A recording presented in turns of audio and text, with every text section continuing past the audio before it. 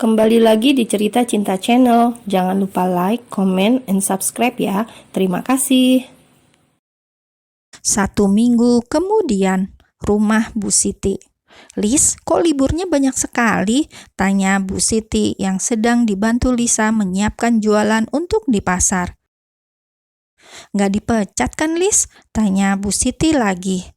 "Bayi yang Lisa jaga belum keluar dari rumah sakit, Bu." Lisa terlihat sedih sebab semalam ia telepon Bibi di rumah Anggara. Katanya masih belum pulang. Baby Tiara masih dirawat di rumah sakit. "Semoga cepat sembuh ya, Lis. Kasihan, masih bayi sudah tidak punya ibu." Lisa diam. Sebenarnya ia ingin ke rumah sakit, tapi takut Anggara marah. "Bu, Lisa nanti keluar sebentar ya." "Mau kemana?" "Ada urusan bentar." Hati-hati." "Iya, Bu." Siang hari, matahari bersinar sangat cerah. Lisa turun dari sebuah taksi. Ia naik taksi karena diburu waktu. Dan karena memang tabungan Lisa kini cukup ada isinya, ia tidak harus berhemat ketika naik kendaraan. "Terima kasih, Pak," ucap Lisa ketika habis membayar taksi. Gadis itu kemudian buru-buru keluar, lalu masuk ke dalam halaman rumah sakit. Langkah kakinya terlihat sangat ringan saat masuk semakin dalam. Ia mencoba mengingat di mana ruang Baby Tiara. Setelah melewati lorong panjang, akhirnya ia sampai juga. Tapi langkah kakinya seketika terhenti, tatkala menatap sosok yang berdiri senduh menatap ke dalam jendela. Lisa kemudian berbalik ketika melihat Anggara mengusap wajah. Terlihat kesedihan yang kentara, apalagi tangan Anggara kemudian mengusap mata. Lisa semakin bersembunyi. Ia duduk jauh dari sana. "Mengapa mataku ikut perih?" gumam Lisa, kemudian mengusap pipinya yang ikut basah. Dia terlihat sangat kasar dan selalu bersikap dingin, tapi sebenarnya memiliki kasih yang tulus pada putri kecilnya itu, gumam Lisa sambil menyusut hidung. "Srot, kenapa kamu di sini?" Lisa yang kaget tiba-tiba langsung mendongak. "Mau apa kamu ke sini? Siapa yang menyuruhmu kemari? Siapa yang mengizinkanmu?" Suara khas, berat, pedas, sinis, dan tidak enak didengar itu membuat Lisa merasa tersudut dan terpana hingga tercengang tidak bisa menjawab dengan lancar. Gadis itu mendadak jadi gagap. "Apa kau sudah sangat butuh uang? Kau mau cari simpati saya? Datang saat tahu saya ada di sini," tuduh Anggara dengan nada sinis. Bukannya terharu ada yang peduli dengan kesehatan bayinya, Anggara justru menaruh curiga pada Lisa, babysitter sang putri. Bukan Pak, itu bukan maksud saya." "Lalu, kenapa kamu datang ke rumah sakit ini? Kenapa kamu mau melihat anak saya? Kamu hanya orang luar, jangan bermimpi akan menjadi bagian dari kami." Lisa semakin tercengang. Tuduhan apalagi yang diarahkan padanya. Ia tidak habis pikir kenapa bosnya itu selalu suuzon padanya. Apakah menjadi miskin jadi sangat pantas untuk dicurigai dalam segala hal? "Pak Angga salah paham, saya hanya ingin melihat Tiara." "Kamu bisa melihat dia kapan saja. Lalu kenapa tepat saya sedang berada di sini?" potong Anggara yang masih berpikir negatif pada Lisa. "Mana saya tahu kalau Bapak sedang ada di sini," jawab Lisa cepat dengan spontan. "Bagus, sekarang dia sudah pandai menjawab," batin Anggara kesal. "Kamu boleh pergi sekarang, datang hanya saat saya hubungi," ketus Anggara yang mengusir Lisa meskipun belum melihat anaknya. Lisa yang tidak punya kuasa, ia pun mematuhi aturan bosnya itu. Mungkin ia salah karena menjenguk tanpa izin. Dan selepas kepergian Lisa, Anggara pun duduk. Ia kembali teringat dengan obrolannya semalam dengan sang mama. Flashback. Kediaman Anggara. Mama sudah selidiki babu itu. Awas sampai kamu macam-macam menjadikan wanita itu sebagai pengganti Dinda. Mama pastikan Mama akan bekukan semuanya. Mama bisa kejam hingga mencoret namamu dari ahli waris. Mama juga akan tega menghancurkan babu itu. Mah, satu lagi, pecat dia. Mama tidak mau punya menantu pembantu.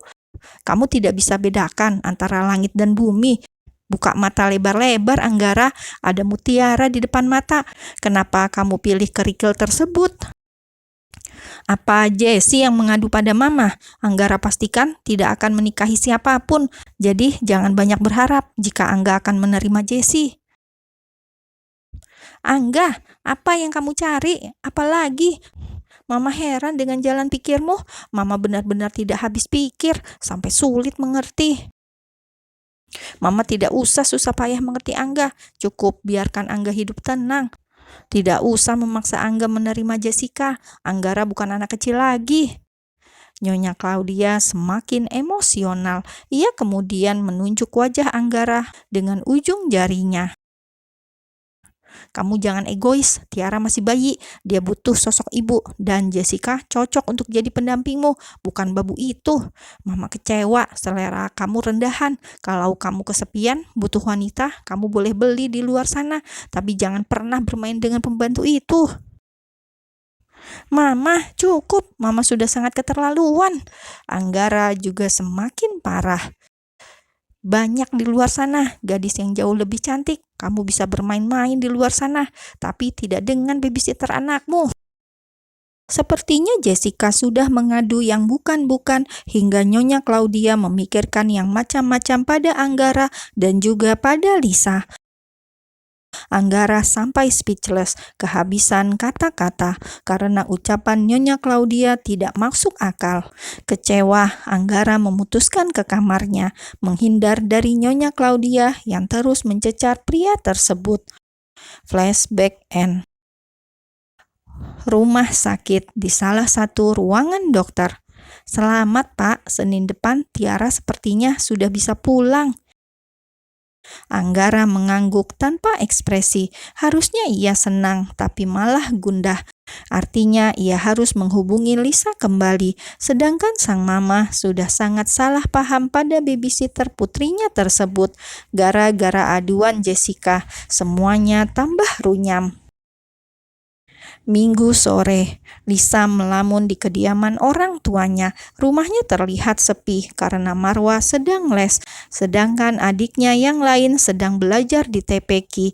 Dikala dia melamun, pikiran kosong, hati gundah gulana, ponselnya berdering. Tanpa sadar, wajahnya berseri saat melihat nama yang tertera di layar ponselnya. Ya, ucap Lisa di telepon. Gadis itu memijit pelipisnya sambil menunggu suara di telepon. Tidak lama kemudian terdengar suara khas, suara yang berat dan dingin seperti biasanya. Hari ini Tiara sudah bisa pulang, datang ke rumah, ucap Anggara di telepon. Lisa mengangguk, meskipun mereka sedang bertelepon, bukannya bertatap muka. Baik, Pak. Rio akan menjemput. Iya, Pak. Tut, tut, tut.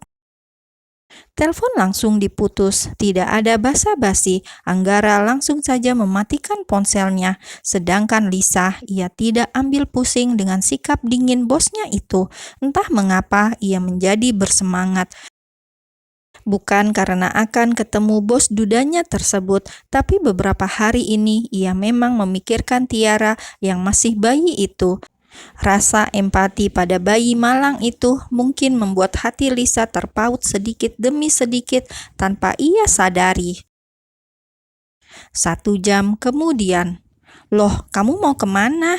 Tanya ayah Lisa yang melihat putrinya menenteng tas besar. Kerja lagi ya. Sudah masuk lagi? Lisa mengangguk. Sudah Lisa buatkan kopi, Lisa taruh di atas meja, dan sepertinya itu jemputan Lisa sudah datang. Lisa berangkat dulu ya. Ayah Lisa menatap putrinya yang pergi. Kebetulan di rumah tidak ada orang lain. Hati-hati, Lis. Assalamualaikum. Waalaikumsalam. Lisa pergi meninggalkan rumah. Ia melihat mobil hitam sudah parkir di depan rumahnya. Gadis itu kemudian membuka pintu samping dan masuk ke dalam. "Sudah, Pak Rio," seru Lisa sambil memajukan tubuhnya. Sementara itu, Rio hanya mengangguk. Pria yang juga sama dinginnya seperti sang atasan tersebut mulai menjalankan mobil yang mereka tumpangi.